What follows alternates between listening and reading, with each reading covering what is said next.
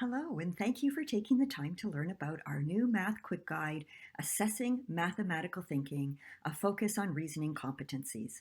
My name is Laura Gini-Newman. I am the math consultant for the Critical Thinking Consortium.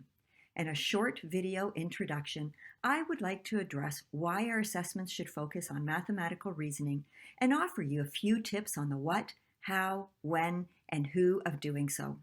If you wish to explore the ideas I share with you more closely, along with many more ideas, access to helpful planning templates, and examples from across the grades, you can find them in this resource.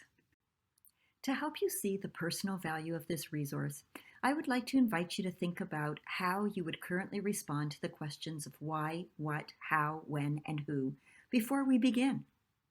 This will allow you to bring to mind your current way of thinking and doing assessment in your math classrooms, and give you a personal and professional entry point to how you might be able to use the materials in this resource.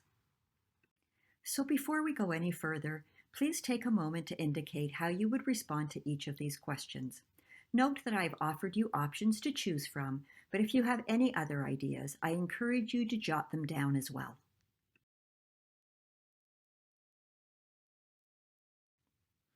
Since you're already interested in learning how to assess mathematical thinking, I'm sure you already believe it to be important. Alternatively, you and some of your colleagues may not be fully convinced that mathematical thinking is important enough to be assessed. Either way, it might be worthwhile to take a few minutes to explore other perspectives. On this slide, you can see the thoughts of two teachers captured on the importance of thinking in math. The first, a secondary school math department head in York Region, and the other, a grade 3 to 5 math teacher in Manitoba. Note why they think mathematical thinking is important enough to assess and therefore teach. Chris highlights how students often lack in metacognition, the ability to be introspective about the thinking processes they need to use. So as a result, they simply memorize facts and algorithms and apply them procedurally with little to no thought. Bill speaks to his desire to want his students to be able to think for themselves, to deeply understand what they are learning, and in doing so, being able to see why it's important to their learning. You may have other ideas why mathematical thinking is important enough to assess and therefore teach. Please feel free to jot your ideas down as well. This may help you to think about how the materials in this resource may be specifically helpful to you. There are so many reasons why thinking should be at the core of what and how we teach and assess mathematics. If you pause and think about it for a moment, you'll come to realize that thinking, or what I call reasoning in mathematics, is at the core of what it means to be mathematically competent. It involves the possession of a broad range of reasoning abilities to understand, act, and communicate in order to effectively solve challenging and often unfamiliar problematic tasks across a range of contexts, situations, and purposes involving mathematics. We also see this in the international math assessments such as PISA and TIMSS that agree, by putting reasoning at the core of their frameworks, despite the use of different approaches, one more applied and the other more theoretical. Putting reasoning at the core of our assessments is also beneficial to both teachers and students alike. It allows us to accomplish so much. It provides us with a common set of assessment targets focused on quality related to the achievement charts and the mathematical processes. It allows us to balance our assessments between content and processes, in turn building student capacity for deep understanding and process skills. It also allows us to make assessment in our instructional practices almost invisible to students, eliminating the primary source of math anxiety, the ongoing judgment of a student's learning. Furthermore, it supports transfer, critical, creative, collaborative, and independent thinking, and provides a natural way to differentiate learning. A reasoning-focused approach to math learning acknowledges and helps manage the complexity of teaching. As such, although rich and complex, it is definitely worth the time and effort. Most importantly, making mathematical reasoning the focus of student learning, and therefore our assessments, supports the current vision of the future of education, as defined internationally by the OECD. It supports learner agency, helping students learn how to learn mathematics. It supports student well-being. You will see references to this throughout this video and throughout the quick guide.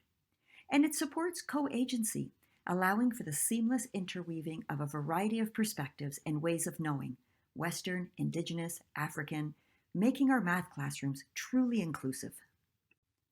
There are enough compelling arguments for making your math assessments and student learning in math reasoning focused. Let's see if we can grow our thinking about how we can go about doing so. Let us consider what should be the primary target of our math assessments and how it relates to thinking. In my research, work with students and teachers around the world, I've come to understand that content and processes are both important to the learning of our math students. After all, we can't think or process ideas in the absence of knowledge and understanding. Knowledge and understanding are the tools that support quality thinking.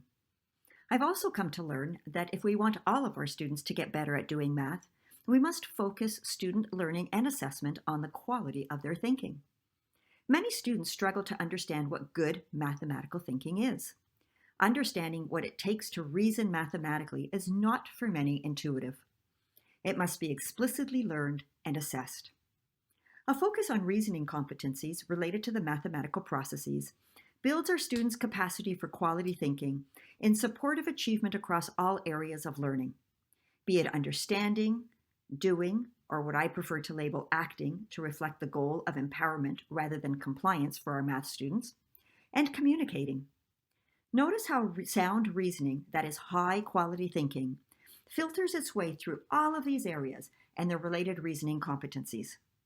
We will look more closely at these competencies shortly, but for now, notice how an assessment, and therefore teaching focused on reasoning, targets the same set of competencies regardless of grade level and content. It is the glue that ties all math learning together for our students, and as teachers, it is all that we need to assess. This brings us to the question of how. How should we assess for quality thinking, or students' reasoning competencies, in our math classrooms? We begin by asking, how do we frame assessment questions and tasks? To invite students to think mathematically in a quality way, do we ask open, closed, or bounded questions and tasks? To frame our assessment questions or tasks so that we can assess the quality of student thinking in math, we need to invite our students to reason mathematically in a way that makes the general and specific thinking processes they need to use explicit. We need to invite our students to think to learn, so that they learn to think while simultaneously developing deep conceptual understandings. So what is this general thinking process exactly? Consider these 4 general questions we could use to invite students to think mathematically. What is the nature of the thinking they all have in common? Take a moment to jot down your initial thoughts. These questions and many more cross-grade and cross-strand examples are explored and examined in the quick guide. They will help you to understand that the general thinking process is in fact the process of critical thinking, that we need to frame questions and tasks that require our students to make reasoned mathematical decisions, choices, draw conclusions, judgments, by explicitly considering plausible options, possibilities, or choices, by suggesting what needs to be thought about to answer the question or complete a task that is the relevant criteria. In other words, it requires metacognition, students thinking about their thinking. And finally, by explicitly using mathematical knowledge and understanding tools and strategies as mathematical evidence to support their thinking. If we want to assess student thinking in math, we first have to frame questions and tasks that invite students to engage in high-quality thinking, or sound reasoning. The strength of this general thinking process lies in the flexibility it allows. Other important attributes can easily be weaved into the process to help us garner all the benefits of a reasoning-focused approach. A reasoning-focused question or task not only builds student capacity to reason mathematically in a highly effective manner, it also constrains or bounds open-ended questions to deepen student thinking and understanding, eliminating the likelihood of choice anxiety. It is set in contexts that are personally meaningful to students, naturally sparking their curiosity and creating the will or motivation for students to learn. And it empowers students with decision-making power to individually grow their capacity for learning mathematics in a naturally differentiated way. Once students understand the general thinking process that results in sound reasoning, no matter about what or how they are thinking, an understanding of the specific nature of reasoning-focused questions and tasks is needed for students to develop an ability to understand, act, and communicate effectively in math. Take, for example, these questions and tasks. Each of these assessments require the use of a specific reasoning competency that describes the specific nature of reasoning students need to apply to effectively respond to the question or task. For example, when students are asked, what makes this an example of a concept, of a pattern, or perhaps more specifically, a linear or exponential pattern, students are invited to recognize the concept of a pattern by using its mathematical properties or attributes to support their thinking. They are being asked to reason conceptually or use the process of conceptual reasoning to effectively complete the task. Take a moment and try to match each of the remaining questions and tasks with the reasoning competency needed to effectively respond to that particular question or task. You may wish to use the following template to help guide your thinking about how to best align reasoning competencies to specific reasoning-focused assessments. This template is provided in the appendix of the quick guide. As you use this template, you may notice that you selected more than one reasoning competency for each question or task. Your choices are dependent on two considerations. The first, what is it that you hope your students to learn? In other words, what is your learning goal or target for the students?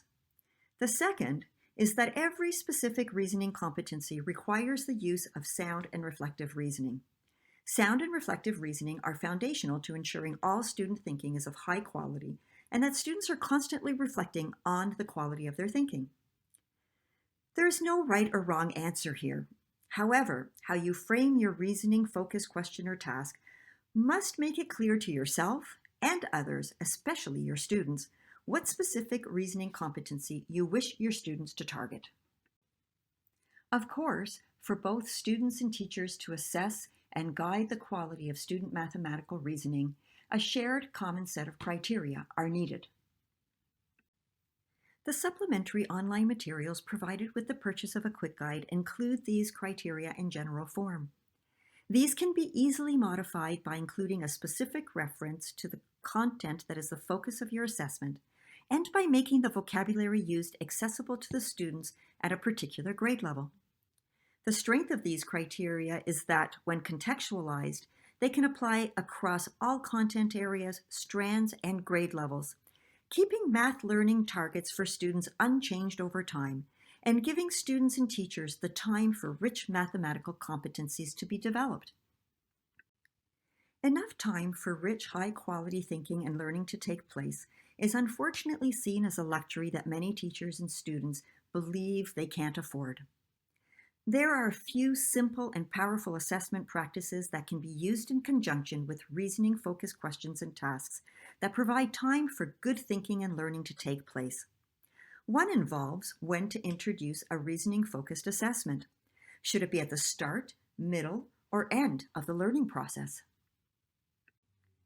To help guide us in making this decision, we need to consider how we can best support all students to become mathematically competent. Remember that competency in math is not measured by how much students can remember, but rather by their reasoning ability to understand, act, and communicate in order to effectively solve complex, often unfamiliar, problematic questions and tasks. For every student to have equitable access to becoming mathematically competent, complex reasoning-focused questions and tasks need to be broken down into manageable parts so that students can effectively reason their way through them. Using an iterative learning process that begins student learning with a rich reasoning-focused assessment and propels this learning forward through the use of naturally sequenced, smaller reasoning-focused assessments supports the learning of every student. It does so by offering every student a clear sense of direction for and a natural personalized entry point to their learning. It also does so by giving them the learning time needed to grow their reasoning competencies so that they can effectively respond to a rich, complex assessment. Note how this process is different from spiraling as students revisit their initial thinking about the rich, complex assessment across subsequent learning opportunities. This is not to say that iterative learning is not compatible with spiraling. Past learning is often revisited and integrated into this process when necessary to scaffold ongoing reasoning and learning. Within this iterative process, smaller reasoning-focused learning opportunities are framed using a three-part reasoning lesson design. In every part of the math lesson, students are reasoning mathematically while the teacher serves as a guide by their side. In a three-part reasoning lesson, each student independently begins their own thinking and learning by initially responding to one of the smaller reasoning-focused lesson assessments. Then, as students collaboratively grow their thinking, each student comes to value the thinking of others by considering how it may best support their own thinking. Finally, students independently pull their thinking together by deciding what ideas from others are personally valuable to them in response to the lesson reasoning-focused question or task, and also to the rich reasoning-focused question or task they began to think about at the beginning of the learning process. Students either affirm or revise their thinking, and in both cases extend it with rich mathematical evidence. From a well-being perspective, this iterative thinking process helps students develop positive learning relationships with their peers based on reciprocity. I will share my way of thinking about this, and you can share yours. And trust and respect. I appreciate that your ideas work for you, but they may or may not work for me at this time or yet. For guidance on how to effectively sequence reasoning-focused learning opportunities so that students learn how to naturally reason their way through them, the Quick Guide offers some suggestions you may wish to consider.